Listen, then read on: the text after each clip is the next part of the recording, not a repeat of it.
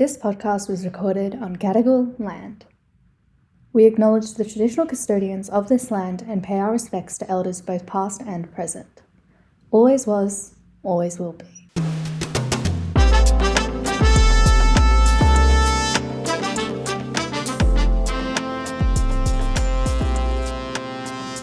Hello everyone. Hello. We're back. We're back. And we've got these microphones now. Pretty swish. Hopefully that helps with some of the audio issues we were experiencing Claudia before. is a sound engineer by profession and really notices when the sound isn't absolutely perfectionist. So how are you? I'm very well.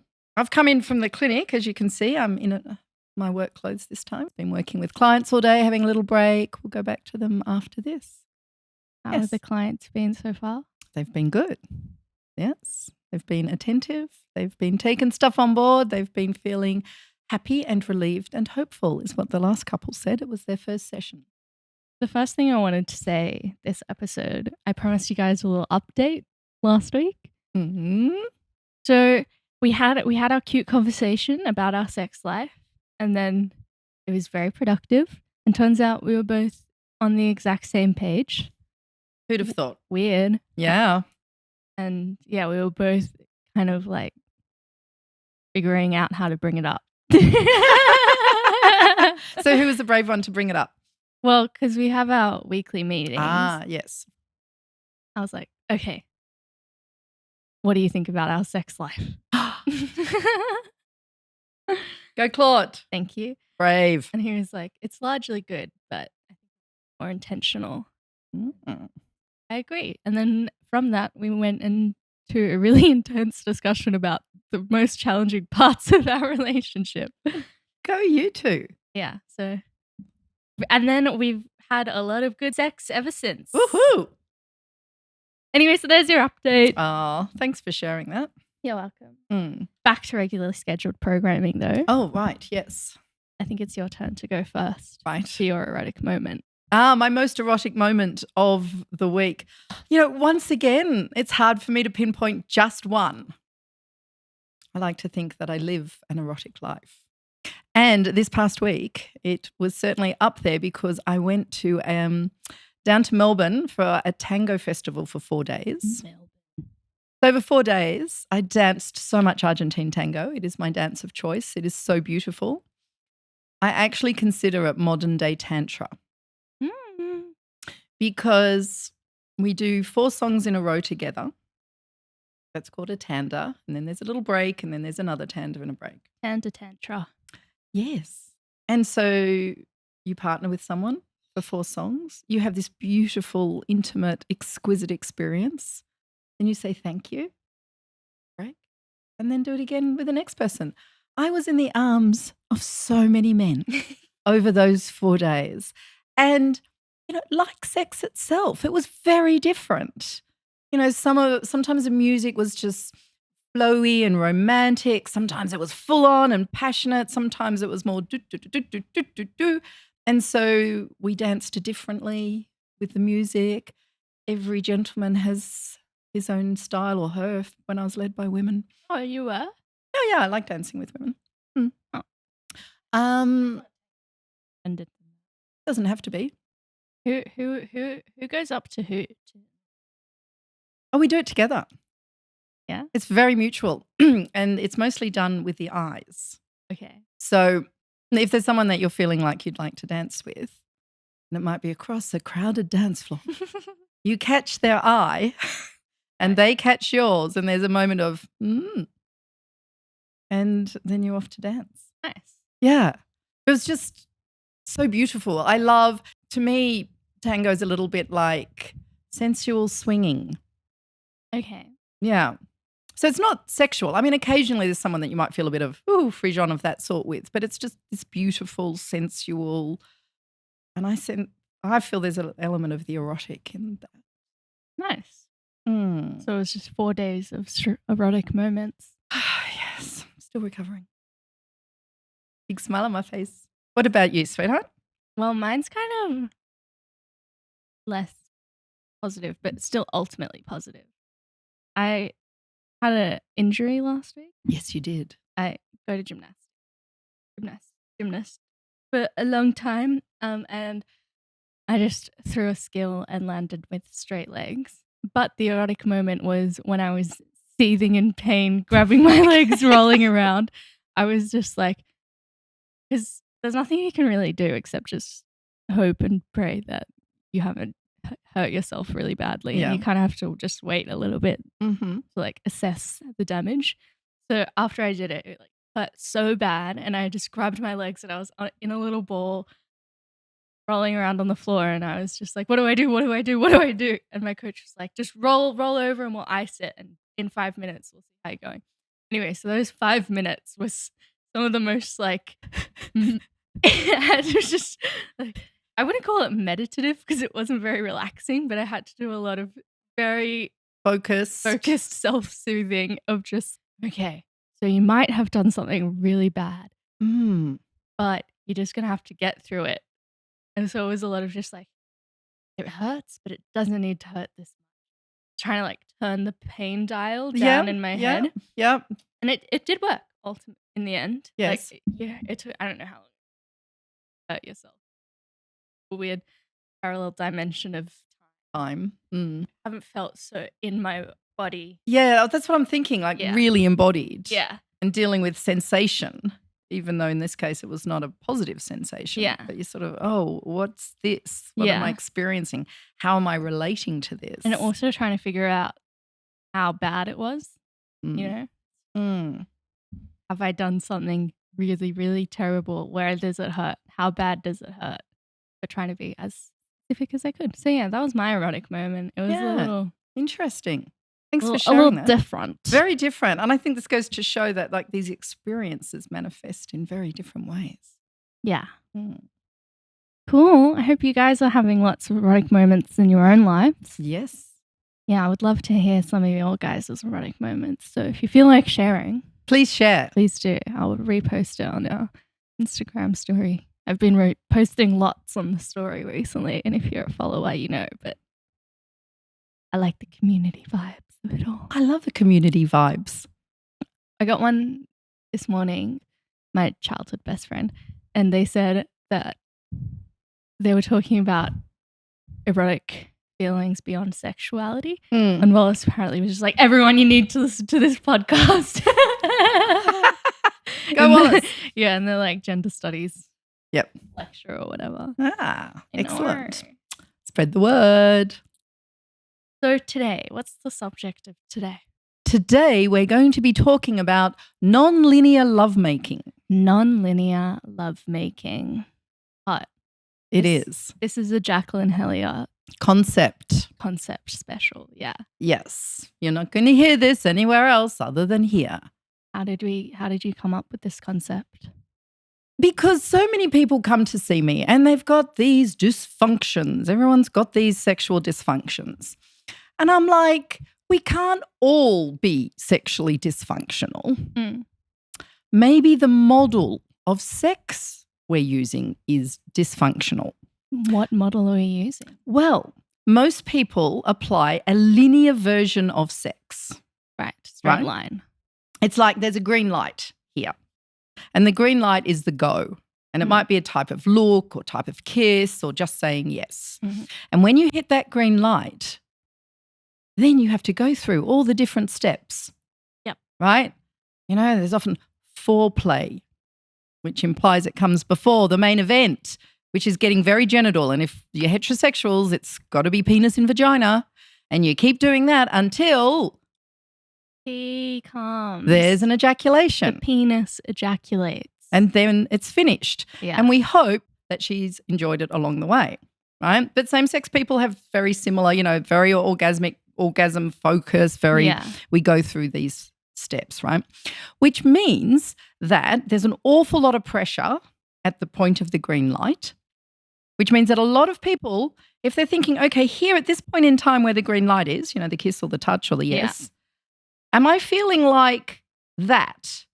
Do I want a penis in my vagina? Do I want to put a penis in a vagina? Do I want to have whatever? Yeah, because they've agreed to it But if they're thinking that I don't want to do that right now, then they'll probably say no to the whole thing. Yeah.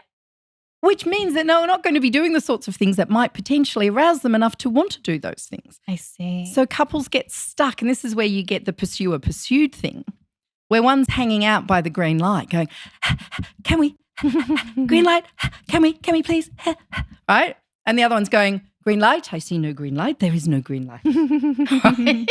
Yeah. And then they just stop doing the sorts of things that will actually connect them enough to potentially want to get genital. Yeah, makes sense. Can you see? Yeah. Right? Because you're agreeing by, I don't know, let's just say instead of kissing with tongue is like your signal to go. Well, yeah. Yeah. So then you never kiss with tongue because, oh my God, I don't want to give the wrong impression, or I don't want to lead them on, or Yeah. So that model of sex is actually a masturbatory approach to sex. I see. Yeah, it's what you do when you're having solo sex generally. I want to have an orgasm, so I'm going to stimulate the genitals until that happens, right? But that is not a good model for partnered sex. Okay. Right? It's fine for masturbation though. Oh, yeah. Masturbate away. I'm a big fan. Solo sex is fantastic. We should all have solo sex lives, Yes. right? But that is very different to partnered sex. Mm-hmm. And I use the word lovemaking advisedly, right? The reason humans evolved to be so sexual is because it bonds us, right? It keeps us in love, okay? And when I say sex, I don't just mean this. Yeah. I mean being tactile and engaged and everything. Connected to your life force. Connected to your life force. Yes. You know, we should do one on why humans evolved to be so sexual. Note can that do that. down. History because of it's sex. really interesting. So that linear model, like, let's just chuck it out. It's awful. It's also boring. And often people will just rush it. Like, if your KPI is to get to the ejaculation or to get to the orgasm, then you might rush everything else, right? And then it's going to be bad. Mm-hmm. I sometimes say if you want to have roast chicken, you have to put it in the oven, right? Or at 180 degrees for 30 minutes, preferably 40, at a slightly lower temperature. And then you have a succulent, juicy, tender roast chicken, right? But if you don't have that 40 minutes, don't cook roast chicken, because putting that chicken in the oven at 400 degrees, this is Celsius, by the way, not Fahrenheit, at 400 degrees for 10 minutes, Yeah. Chicken. it's going to be raw on the inside. It's going to be unedible, right? And too many people I meet are having that kind of sex, Right. undercooked. They've rushed it. Undercooked sex. It is raw roast chicken, right? So if you don't have time for the full thing, do something different. Cook a stir fry. Have some cheese on toast. Now, so that brings me to the non-linear approach. So instead of going da-da-da-da-da-da-da, we've done this, so we must do this, therefore we must do this, therefore we must do this. It's just like, do whatever you're in the mood for, right? Yep. A kiss is just a kiss, right? A touch is just a touch. A lying naked in bed, feeling skin on skin, gazing into each other's eyes is just lying naked in bed, skin on skin, gazing into each other's eyes. It is not, therefore we must. Yeah, it's not an agreement, a contract signing moment. No. But the challenge is that to know whether we're going to do something different from that, you need two things. You need to pay attention to what you're feeling, which is what we have been talking about, your inner GPS, and you need to know where your partner is at, which requires an ability to communicate. Yep. So you don't just see that it's very easy with the linear. You just go, yep, okay, we've started, so we're just going to go through to the end. No self-awareness needed. Or communication. True. A lot of people do not speak once they start having sex. True. Yeah, they just go through the process. Yeah, hoping they're getting it right, or hoping their partner will do the right thing. Like, so silly when you obviously think about I've been living against this model for a long time, but every time I hear you talk about it, I'm just like, it just sounds so silly when you say it like that. When you start thinking about so many of our beliefs and assumptions about sex, you're just like, that's absurd. Yeah, it makes literally no sense. Yeah. So what you do is like, okay, how am I feeling? Am I enjoying this? Is How it about you? pleasurable? Is it connecting? Yes, you're paying attention. I am. Yes. It's almost like I have to edit these podcasts for hours and hours and get the concepts ingrained into my mind. I did already know them before, but there's no chance I'm going to be. Yes. Anyway. Yes. Continuing on. So the linear model is like when you go to a restaurant and you order the fixed menu. Yep. Right? You're signing up for the whole thing. It's all coming. Yeah? Appetizers coming, entrees coming, the mains coming, desserts coming. If you don't want it, don't sign up for it in the first place. Whereas the non-linear approach is more like a picnic. A picnic. So nice. Yes. Now, I'm going to be very Australian here and use very Australian foods that we have at picnics, okay? All right. So, go on then. Yeah, so I put on an Aussie accent as I do it. I already have an Australian accent. I don't need to make it worse. Anyway, feel free to substitute whatever your nationality or culture's particular preferences are. So at a picnic, everything is set out in front of you. You have your dips, you have your quiche, you have your pavlova. Should we explain what a pavlova is? Yeah, sure. For our international audience? Yeah. It's this amazing meringue cake. It's meringue piled with cream and lots of fruit. And it's white. White. And it's like Christmas cake. Yes. Kind of. Australian Christmas vibes. It was developed by an Australian. Do not believe those New Zealanders when they say they invented the pavlova. It was the Australian. Apparently. Anyway, moving on. So at the picnic, if you want to have some dips followed by a slice of quiche followed by a slice of pavlova, fine, totally normal. But you don't have to. You can be enjoying the dips. And if someone says to you, would you care for a slice of quiche? You might say, be prepared, it could be shocking. No, thank you. I'm enjoying the dips. Yeah. It's not too shocking, really, is it? When the quiche, well, I don't like quiche. So, no. Well, you're vegan. But the quiche is presented to you and you go, is this pleasurable? Is this connecting? No, thank you. Yeah. Yes. No, I'm actually still enjoying the dips. Maybe later. The dips are pleasurable. That's where I want to be. Or you might want to have a pause. You might go, actually, I'm full right now because I really enjoyed those dips. So I'm not going to eat anything for a little while. Maybe later. Or you might go, you know what? I'm just not in the mood for quiche, as fine as that quiche looks. But I'd really like some of those kebabs. Yeah? I hope the audience isn't getting too shocked by these things that I'm saying. No, of course not. That's absurd. Yeah. You might even go, actually, I don't want quiche. I want to go straight to the pavlova because that's looking mighty fine. And then you might come back and have some quiche later and some more dips and some quiche and some pav and some quiche and some pav and some dips. Right? Yeah. Yeah? So fun. And this is really important, you can go to a picnic and not eat. You can just sit there, drink your champagne, chat to your friends. There's no food police. So you're at a picnic, you must eat. Right? You do whatever you want to do. So this is how I'd like you to conceptualize your love life. It's just, where are you at now? You can do whatever you like in any order, in any pace, in any quantity. Right? That's it. And if you want to do something different or one of you suggesting something different, you go like, hey, doll, but liking this kiss, how about we take it to the bedroom? Where would you be with that?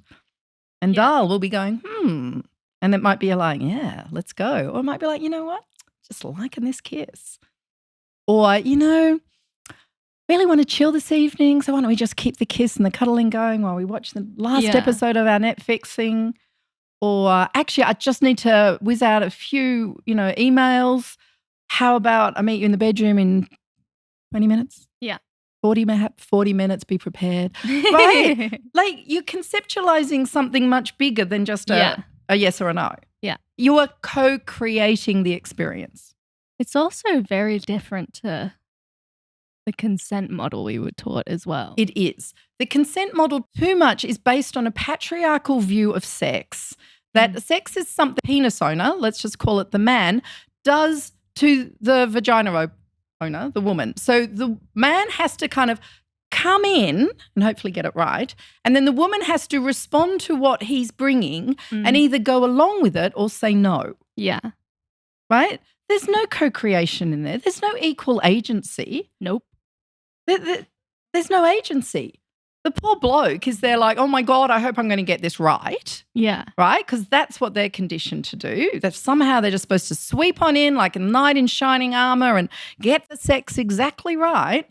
And she's there going, oh, I've got to respond to what he's bringing. Like I can't bring my own stuff to this. I just either have to go along with it or say, no, I'm empowered.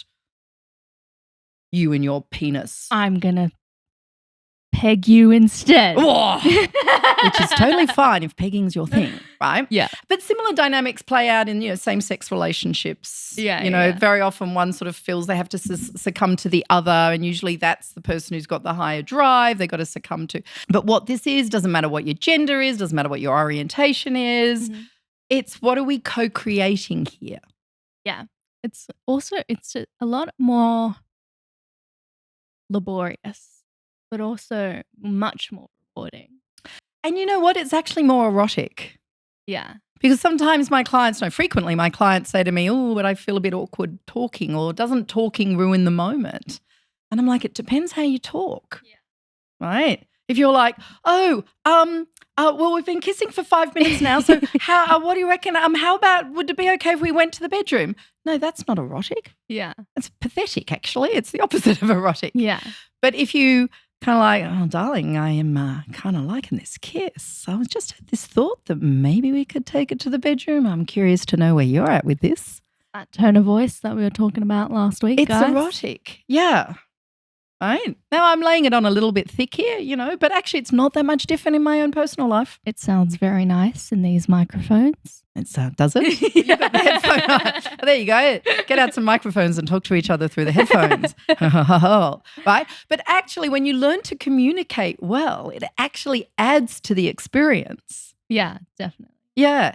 And it opens you up to doing some different things. Like you can pace it better. You might suggest a few things. Yep. Right? And ultimately you were both learn more about yourself. Yes, and your partner, right? Now, look, there are times, I will admit, where sometimes, you won't get what you want. Your partner's not just there, you want to move on to PAV and they're like, no, actually the dips are fine. Okay, you might get a bit disappointed. It happens, right? But the thing is that the more a couple can move into this way of relating, so it's almost like the whole of life becomes a picnic, then you've got this lovely connection going, which means you're feeling loved up and desired anyway because you've got this lovely connection, which means genital sex itself is less important. Like you're not hanging out for it. But at the same time, it's also a lot easier. So you're more likely to do it. Definitely. Without the pressure. For sure. Can confirm that after that discussion, it did shift something. I think it was mostly because we were both ready to shift together. We were just like at that same point together. But it's, for me, when I was younger and going through the like societal model of progressing through the steps, it would be like penis and PEV envelopment, and I'd just be like, okay. And then right towards the end, when he came, I would be like, wow, I'm feeling it now. I'm ready to go. And then he would come and then it would be all over and I'd just be like, oh. Yeah, exactly. But what do you do at that point? And yeah, in hindsight, it was because I wasn't taking adequate enough time to warm up, even though we thought we were because we were doing foreplay. Yes. But because it wasn't, like, there have been so many times where I've been getting eaten out and I'm just like, okay, I must get horny. I have to get a wet vagina from this. Focus on wetting the vagina. This feels so good. This feels good. Doing a really good job, to try and like get myself, but that's not real. No, that's not going to work. No, and that's going to keep you in your head. Yeah. Rather than relaxing and letting go into your body and like really kind of like feeling into it. Yeah. Yeah. And also, I think the shift is also from making your body do, like trying to get your body to do something rather than like knowing where your body is and what it can handle. Yes. That was a big shift for me as well in this. I really like that point. Approach. Can you say that point again for our listeners in case they missed it? You can't make your body do something. You just have to listen to what your body is ready to do. Yes. Absolutely. Yeah. And that you're having your picnic. Yeah. Not like, oh my God, I should be there. It's just like, actually, I'm here. What can I do with here? Yeah. Yeah? And where are you at? Yeah. What do we co-create? Sometimes you co-create an experience that looks very linear.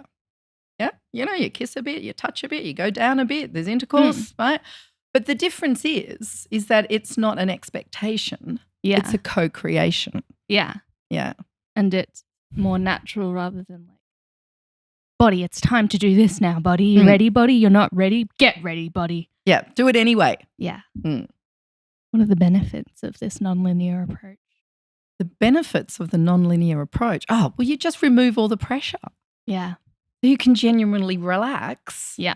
Open up and enjoy. And that's when it becomes that kind of meditative experience. Yes. And when we say meditative, you can get quite shagadelic. Like you can get quite passionate into it if you want, but you're actually present in the experience. Present in the body. That's what my definition. What you meant. Yeah. And it's, and it's just much more erotic and it's more connected because you're actually paying attention to the other as well. Yeah, definitely. Rather than both of you being in your heads while you're actually inside each other. I know. And so many people in their heads thinking about wondering what's going on for the other in their head. Yeah, but no one's saying anything except, whereas inside and hoping they're saying the right things. Oh, I just wish you would move to the left a little bit. Yeah. Yeah. Oh, I hope she's enjoying it. I hope I'm doing this right. Yeah. Oh, God, maybe I should be coming now. I can't come. I'm too stressed. Oh, no, I'm going to come. I shouldn't come. Think dead babies. Think baby. Yeah. And she's there going, oh. And everyone's acting as though there's a camera on them. Well, it is the only example we have is porn. Sadly. Can't blame you guys, but it's not very fulfilling. There are not many people out there sharing this approach. Sex education. This is true sex education. This is true sex education, yeah. Yeah.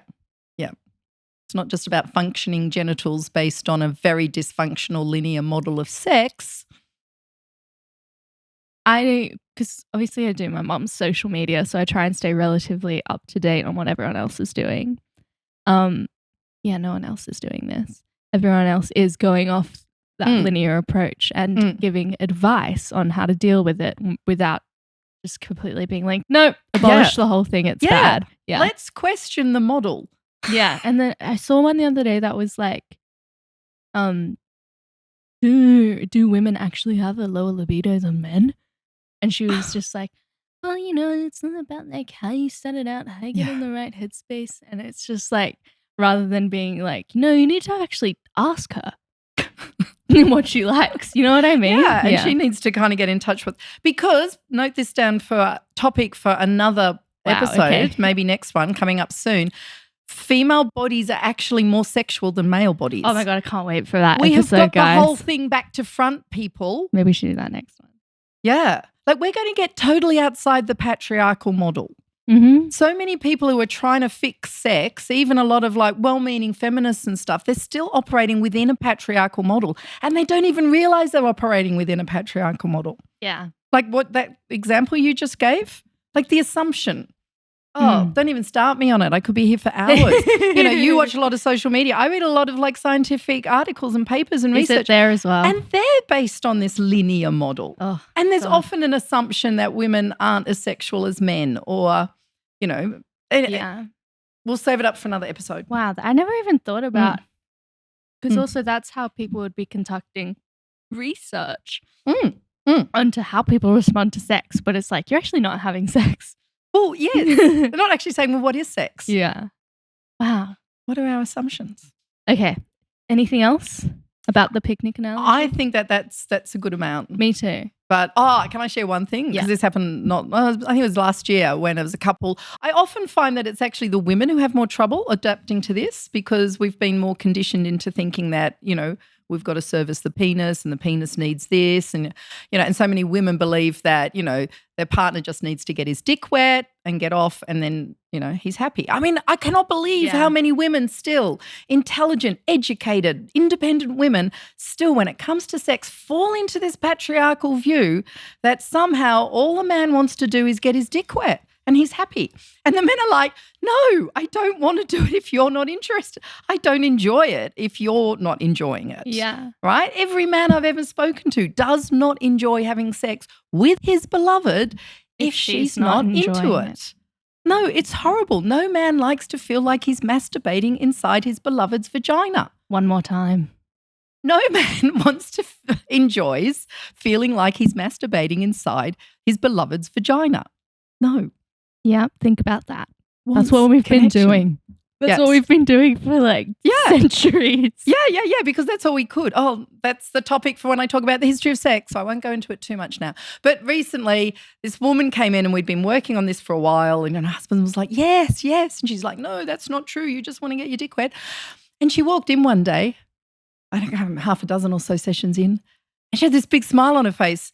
And she goes, Jacqueline, I get it. I get it. And it's wonderful. Oh, my God. And she was just beaming, the light shining from her. Oh, it was so good. If that audio, you can tell how passionate my mum was because that went crunch, crunch, crunch, crunch, crunch. Sorry, I hope that didn't hurt your ears. Yeah, I know. It's like, guys, listeners, I've been in your position. I've been socialized as a woman. I just wanted to say that, guys, I don't blame you. I've been there. It's really tricky. And when you're taught that the only thing that matters is how you look, that it's really tricky to break out of that. So I don't want you to feel like we're yelling at you for doing the wrong thing, because we're absolutely not. I just want you, every single person on this planet, to have a good, whole and fulfilling sex life. Absolutely. Yeah. So love you too. And it can be quite tricky to transition from the linear to the non-linear. So, compassion for ourselves. I believe in you, though. Well, we have to have compassion for ourselves. Definitely. Yeah. We're just thrown into this sex thing. We're thrown into relationships with no training. None. Except abstinence. And here's how to use a condom. Yeah. Here's how you make a baby, which isn't that difficult. Okay. Segment 3. Woohoo, questions. So this week, this questions? is where I get put on the spot because I don't know what the questions are. So I posted on your story and the My Mum's a Sex Therapist story saying, ask me anything. Yes, I noticed. And these are the responses. Okay. So one of my friends doesn't have, she texted me. Anyway, but we'll go with the Instagram ones. Okay. Are you ready? I'm ready. Is sex more a mental game than it is physical? How much is it? How you think? That's a really good question, actually. You got a lot of good questions. Yeah. Is it more mental or physical? Well, to some extent, if you don't get the mental right, it's hard to experience the physical as well as you can. So, yes, of course, it is a physical thing. But if you're feeling tense or dissociated, disconnected, stressed, you're in your head, you're not fully in your body, then it won't be everything that it can be. Yeah. So in that sense, yes, there is a connection between the mind and the body. But certainly in that sense of like our mind is very creative. And I think it's really good to use our mind to come up with ideas, which we can talk about outside the bedroom, and we can plan some things. It's nice to, share fantasies and so forth. Yeah. And to have ideas and to, be able to clock in at times, particularly if it's more extended love play, some ideas. So the brain might go, oh, this might be a good spot to do such and such. Or, so in that sense, definitely. Yeah. But I will say that once you get this like understanding of each other down and you have a lot of these conversations, it definitely, I would say it becomes more physical. Yes. Yeah. But you have to put in the groundwork in order to get it. Yes, you do. Okay. Next. Can any part of the body become a pleasurable place or only erogenous zones? Good question. Okay, so the whole of the body can feel pleasure. Right? In fact, sometimes, especially on my retreats, sometimes I challenge my clients when we're doing the touch workshop to sort of find a part of the body that you've neglected. Like it might be the little toe, right, or the elbow, or somewhere that we don't really think of as being erogenous, and to give it some love. And any part of the body can feel pleasure because we've got nerve endings everywhere. Right? So yes, the classic erogenous zones have got a lot more nerve endings, which is why we can feel a lot more pleasure. But I think it's just such a shame to ignore parts of the body. Yeah. Do you remember when my partner and I discovered my shins? Your shins, yes. Yeah, that was a really incredible moment, guys. Yeah. We were just having a little exploration of my body. Turns out I really like shin stuff. Yeah. Yes. So So explore the whole of the body. You know, not everything has to be a 10 out of 10. Yeah, the bits with the most nerve endings will have more of a 10 out of 10. But just because it's a 5 out of 10, that doesn't mean it's bad. Yep. Yeah? Time and place for everything. Love really. your elbows. Love those Love elbows. love the bits in between your little toes. Okay. Does having ADHD limit your ability to orgasm/feel sexual pleasure?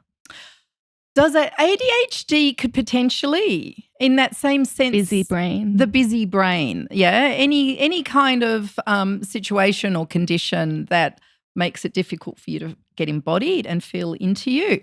Now, I'm not like a total ADHD expert, but I do know enough about it that yes, you know, I mean, sure, there's medications, but all the mindfulness practices are really good for people with ADHD, and they're also really useful for being able to for anyone to improve their embodiment. As someone with ADHD, it's really important that I, as much as I can, like lay structure out in order for me to succeed, if that makes sense.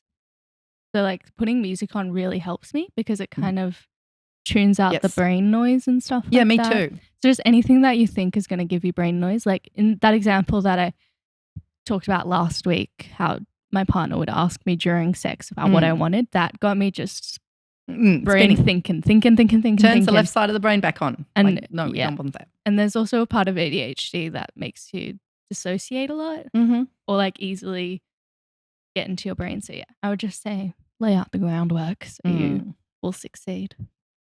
Okay, this is a question for me. Oh. I know, there's only one for me. One for you. Hey, it's not all me. For Claude. Were you ever embarrassed by your mum? Do I want to hear the answer to this? The answer, I want to hear the answer? Yeah, you do. Okay. Yes, you want to hear the answer. No, yes, I was embarrassed. No, I've never been embarrassed. In high school, people tried to embarrass me unsuccessfully because my mum has a YouTube channel and she used to feature this big blow-up sex doll that has like a massive black dick. Bruce. A white sex doll with a black dick. And the 14, 15-year-old boys loved to try and embarrass me with that. But every single time I would be like, so did you actually listen to what she was talking about? No? You should. Makes a sex therapist mother's heart proud. Or I would be like, why are you focusing so much on his big black dick rather than listening? Is it because you're gay? And in that time, 10 years ago, that was the insult of the that was the shut down insult. Anyway, so no. Okay. This is a big one. Oh, okay. Be prepared. Drum roll. All right. Can you talk a bit more about people born through IVF and the start of their life is connected to sexual energy? The example you guys gave in episode 1 was insemination in penis vagina sex. Oh, gosh. Look, I mean, essentially it is about an egg and a sperm coming together. Yeah. Right? I would not encourage you to be putting too much sort of meaning on was it done in an act of love? Was the life force flowing at the time? The fact that the sperm has fertilized that ovum means the life force is flowing. Yeah. Right? And regardless if the sperm is sat in a petri dish, it still came from. Yes, exactly. It wouldn't be able to fertilize if it wasn't still full of the life force, right? And one thing too that I really want to stress, that if your parents did IVF, they so wanted you. Like you were so conceived with love. Yeah, it is. It's so beautiful. Yeah, because I think behind that is a little bit of like, oh, I was conceived by IVF. Maybe it's not as good or authentic or something. And I just want to stress your parents wanted you so badly. That was love. Yeah, and that would be infused in it regardless. Regardless. And, you know, that is the biggest act of life force possible when an egg is fertilized. Yeah. It's beautiful. Thank you for that. Thank you for that question. Yeah. When I saw that question. Whoa. Okay. This one is also. Okay. This one's for you. Did you grow up in a sex positive household? How did that affect you? Mum and Dad, are you listening to this? I remember once my mum saying, we don't know how you turned out like this. Well, actually, just recently, it wasn't that long ago, I asked them, right, because a lot of my sex education actually came from the book, The A to Z of Sex, which I found at in the top shelf of the bookshelf, hidden in the corner, right? At your parents' house? Well, yeah, in the family home, right? Which I found, of course. And it was actually not that long ago. I asked them, and they're in their 80s now. I said, did you put that book there deliberately knowing that I would find it? And they said yes. Oh. Yeah. What was the intention? For me to read it and learn about sex. Oh, right. Yeah. Got it. Yeah, so they didn't give me the talk. Although somehow I managed to get lots of sex education at school because I went to lots of different schools because I was in a military family. Yeah. And it's kind of like every school I went to, I hit the year when they did sex education. So I actually got some really good stuff. Okay. Which country had the best one? Well, this was all in Australia. Okay. Yeah. But bizarrely, a lot of them were Catholic schools. Like some of the best sex education I got was at Catholic schools. But, like this was before Catholic got very conservative again in the late 80s, I think. There was a shift. I don't know. I don't practice it. But one thing I do want to say, and I think this is really important, is that my parents had a great relationship. I mean, they still do. They have a beautiful relationship. We just celebrated their 60th wedding anniversary. Yeah. And my dad loved my mum, still does, extraordinary. And so I grew up knowing that man loves woman, right? Because your parents sort of your dad represents man, your mum represents woman. So I grew up knowing what was really embedded in me was that man loves woman. And that is so empowering for a girl. Aww. Yeah. So I think rather than like woman serves man. Yeah. Or man and woman fight all the time and stuff like that. So I think that was really important. So that was positive. And I knew that they had sex. Okay, the last question is a bit of a loaded one. Oh my God, another one. It's another load, but it's the last people, one. These are big questions to have thrown at me on the spur of the moment. Do you like it though? But I love it. Yeah, I thought you would. How do I manage coming to terms with sexual trauma with a new partner and keep the space safe for both of us, especially when wanting to explore rougher sex?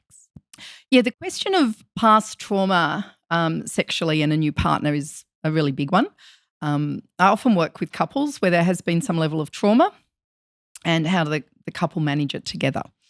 So I think it's important for that particular listener to just gently explain to a partner that, I have had some unpleasant experiences in the past, so I'm, sensitive to certain things, right? And please just be mindful. Maybe sharing what the reaction might be. If I suddenly freeze or get teary, it's not about you, and what I need in that moment is, a cuddle or to be left alone or whatever it happens to be. So that is important.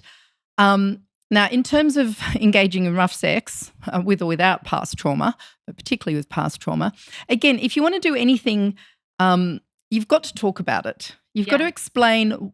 We can probably do a whole episode on this actually, how to push your boundaries. But just very briefly, you have to explain what it is that you want from it. You have to explain what your fears are. You've got to together negotiate what the boundaries are. And that goes two ways because no good man is going to want to do anything that could physically be hurtful to his partner. Absolutely. So wanting your partner to sort of treat you rough is not safe for him unless he understands what's actually going on, why you're doing it, what the boundaries are. Why you like it, why you don't like it. Yeah, and that you're giving him, or potentially her if it's a she, but I think in this case it's a he. Yeah. A very, very, very lovely he. Yeah, good. Yes. Well, then definitely he doesn't want to do something that might further traumatize. So have a good conversation, but have a good conversation in a really positive, we could do something really cool here. Yeah. This is what I'd like from it. Yeah, exactly. But listen to each other, like what your fears are so that you can reassure each other it's okay. Like if he's worried about hurting her, well, like vaginas are tough. Like, vaginas can actually take a bit of a pounding if the vagina owner wants that. Yeah, or if, she wants to be pinned down a little bit or something, then she needs to let him know that actually that would be pleasurable for her. Yeah. But have some signals as to when it gets too much. Yeah. Yeah? Before Before you point. start. Yeah, way before. You know, like the classic traffic light thing, which is red, yellow, green. Yeah. Yeah, so if it's getting a bit intense, you go, well, yellow, and then it's like tone it down. And if it's red, it's like, well, okay, we stop. Check in. You're okay. Yeah. And I guess I know for her as well, she like cannot do it if it's doggy or anything where she's not looking at him. Yeah.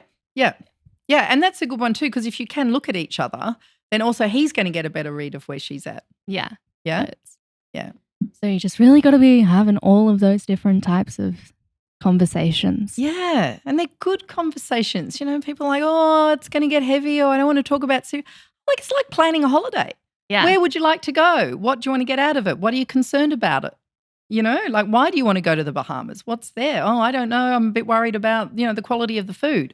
Fair enough. Let's investigate. You know, like it's just another part of life that can be absolutely fantastic and requires a little bit of planning and sharing and yeah.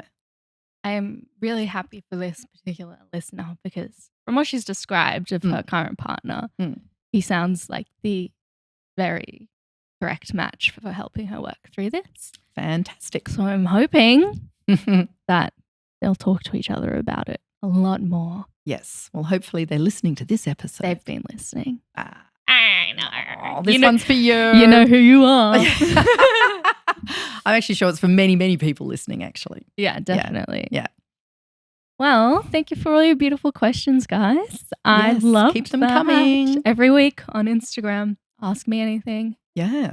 I think I'm going to start doing a new thing where I'm just going to keep them all anonymous unless you say you're okay with having your name shared. Because I do like sharing the names. I think it's nice to hear your name like shouted out on a podcast. It is. But with this particular topic, not everyone will want that. So, yeah. Yeah. So, every week on like Mondays, usually Sunday to Monday is when the question box will be on our story. I'll try and keep on top of them if you send us questions throughout the week as well. But yeah, that's a great guaranteed way to get your question asked to a very credited, super lovely sex therapist. Yes. Always open to them. Our intro and outro music was produced by Paul Sears. Fabulous Paul. He's in this description, guys. Just released a new album. If you want any more of us, you can head to our Instagram page. My mom's a sex therapist. But if you want some more of my mom, where can they find you? Well, my Instagram account is at Jacqueline Hellyer. Jacqueline.Hellyer. Yes. Hellyer. Or my website, which is www.jacquelinehellyer.com. Cool. How's the Bali retreat? The Bali retreat, yep. It's on in a month and I still have space left. So if you want to come and join me, there is. Totally sure. It's amazing. 5 days in beautiful Bali. There's more information on my website. And YouTube. Oh, well, they might be watching. Oh yeah, if you wanna see these jeans, these really beautiful with jeans. a G-E-N-E-S. Yes. Like you're not wearing jeans, darling. What are you talking about? I'm not wearing jeans, but we share jeans. Yeah, genetic information. Woohoo! You can watch us on YouTube. I've been every week. The video quality just gets a bit better. So. We're learning here. Well, actually, I'm not. I just turn up. It's actually Claude does it all. Claude is Thank amazing. you, Claude, for producing, editing, co-hosting, styling, conceptualizing, scheduling, managing this podcast. We appreciate you, Claude. Yep. Otherwise, until next time, guys. I hope you love your life. Hope you love your life. Yeah. Bye.